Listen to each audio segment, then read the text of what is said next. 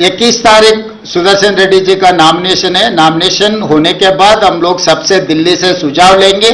India गठबंधन क्या करना चाह रहा है कि इंडिया गठबंधन सुझाव लेके हम आगे रास्ता निकालेंगे।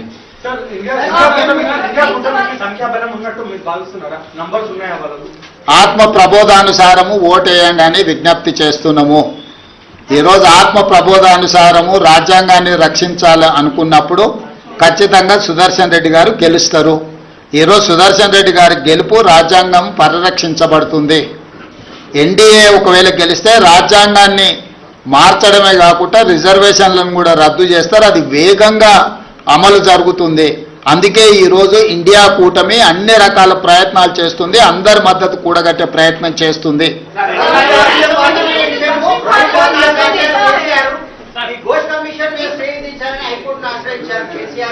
ఇప్పుడు రాష్ట్రపతి ఉపరాష్ట్రపతి రాజ్యాంగానికి సంబంధించినవి మాట్లాడుతున్నారు।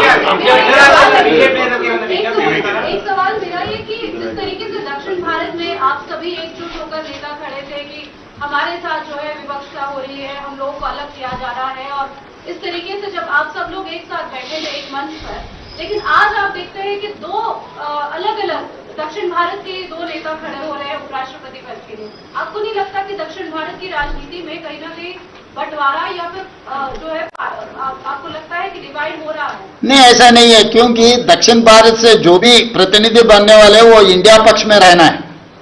क्योंकि आज दक्षिण भारत को विभाजन करने में भाषा पे और प्रांत के नाम पे जो विभाजन करने वाले उनके खिलाफ लड़ रहे हैं। हम देश को जोड़ने के लिए कोशिश कर रहे हैं। क्योंकि आज आप चुनाव में देख रहे हैं, इलेक्शन कमीशन का एटीट्यूड भी आप देखें तो महाराष्ट्र में 4 महीने में 1 करोड़ वोट जमा कर दिए। बिहार में अभी चुनाव है, कुछ कम 55 लाख वोट निकाल दिए।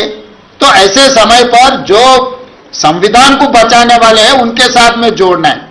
ये नॉर्थ साउथ के मामला नहीं है, ये संविधान की मामला है। संविधान को आगे लेकर जाना है। इसीलिए हम लोग ये हमारा सबसे एक ही गुजारिश है, इंडिया गठबंधन बंगाल में है, दिल्ली में है, गुजरात में भी है, सब जगह में है।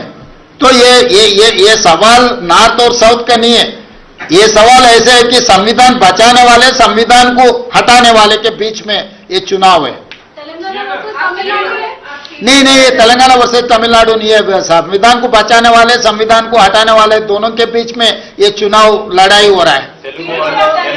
पूरे कॉन्स्टिट्यूशन बताने के सर, आप टीडीपी और जनसेना को अपील कर रहे हैं कि सुदर्शन रेड्डी जी को सपोर्ट करें, लेकिन आज सुबह नारा लोकेश जी जो है वो सीपी रामाकृष्णन जी को मिले थे और उन्होंने एनडीए को सपोर्ट किया है।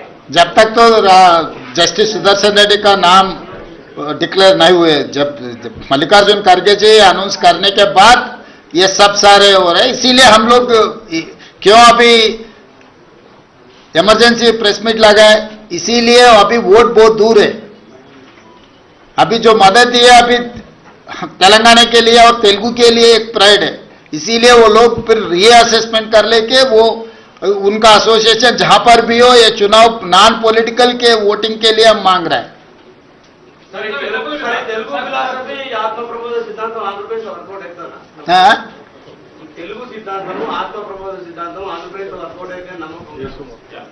దేశమంతా వర్కౌట్ కావాలనుకుంటున్నావు, ఒక ఆంధ్రప్రదేశ్కి ఎందుకు వెళ్ళినావు? నమస్తే తెలంగాణ ఆంధ్రప్రదేశ్ కూడా పోయిందా?